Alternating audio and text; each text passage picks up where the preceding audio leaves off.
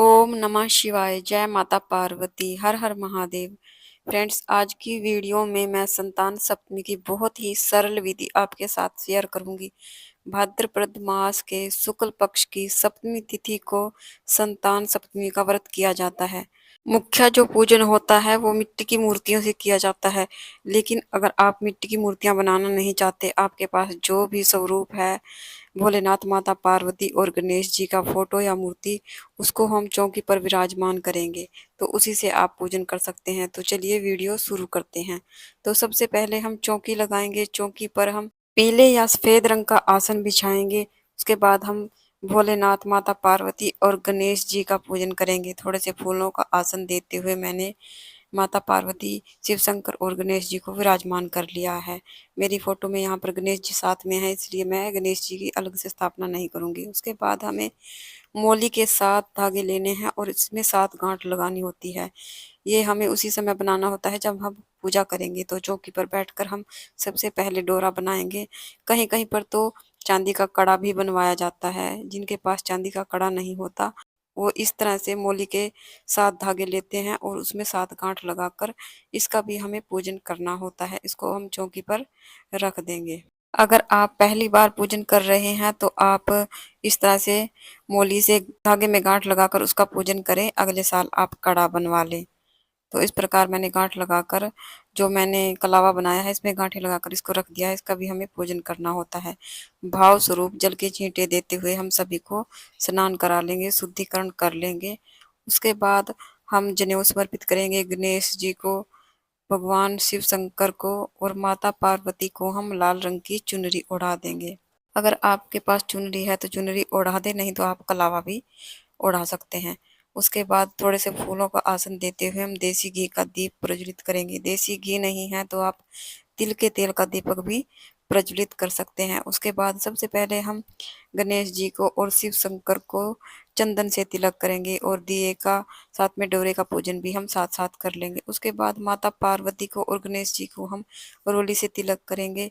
शिव शंकर भोलेनाथ को रोली से तिलक नहीं किया जाता है। उसके बाद तिलक पर हम अक्षत समर्पित करेंगे, अक्षत यानी चावल। उसके बाद सभी को हम फूल समर्पित करेंगे। अगर आपको मिल जाए गणेश जी के लिए और माता पार्वती को लाल फूल जरूर से समर्पित करें, नहीं तो आप जो भी फूल आपके पास है वो फूल समर्पित करें। इस पूजा में दूर्वा घास का विशेष महत्व है, तो दूर्वा घास जरूर से समर्पित करें। उसके बाद भगवान शिव शंकर को बेल पत्तर समर्पित करें। उसके बाद हम फूल समर्पित करेंगे। भोलेनाथ को सफेद फूल समर्पित किए जाते हैं। उसके बाद इस पूजा में भोग देखिए, 7 पूरियां हमें बनानी होती हैं, या आप 7 गुलगुले बना सकते हैं, पूड़े बना सकते हैं। और 2 जगह हमें भोग निकालना होता है, एक शिव शंकर और माता पार्वती के लिए और एक स्वयं के लिए। उसके बाद हम दक्षिणा रखेंगे।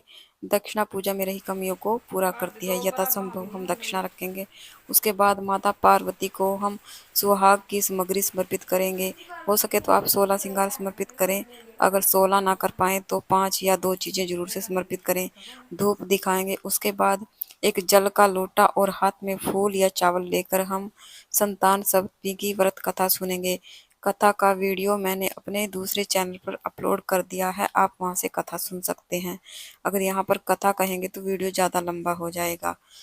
कथा करने के बाद जो फूल हमारे हाथ में है उसको हम माता पार्वती और भगवान भोलेनाथ के चरणों में समर्पित कर देंगे। उसके बाद हम आरती करेंगे। सबसे पहले हम गणेश जी की आरती करेंगे, माता पार्वती की आरती करेंगे, भगवान भोलेनाथ की आरती करेंगे। आरती हमें बहुत ही प्रेम पूर्वक करनी है। अगर आपको आरती नहीं आती, दिए को क्लॉकवाइज 5 या 7 बार घुमा दे, इसको भी आरती का ही स्वरूप माना जाता है।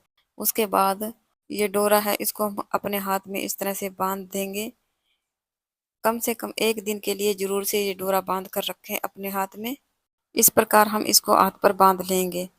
तो उसके बाद देखिए, जो भोग प्रसाद हमने चौकी पर चढ़ाया है, एक भोग प्रसाद जो माता पार्वती और भोलेनाथ के लिए था, इसको हम सासू माँ को या नंद को दे देंगे, साथ में दक्षिणा भी दे देंगे। और दूसरा जो भोग प्रसाद है, इसको हम खुद खाएंगे शाम को जब हम व्रत का पारण करेंगे। और व्रत में यही हमें खाना है, बाकी कुछ नहीं खाना है। उसके बाद हाथ में थोड़ा सा जल लेकर हम चौकी के चारों तरफ से वार देंगे, आचमनी कर लेंगे। और साथ में जो श्रृंगार की सामग्री है इसको आप दान कर सकते हैं और थोड़ा बहुत आप स्वयं रख लें, माता रानी का आशीर्वाद समझकर यूज कर लें। तो इस प्रकार संतान सप्तमी की सरल सी पूजा विधि आपको कैसी लगी कमेंट में जरूर लिखना। तो फिर मिलते हैं एक और नई पूजा विधि के साथ, तब तक के लिए राधे राधे।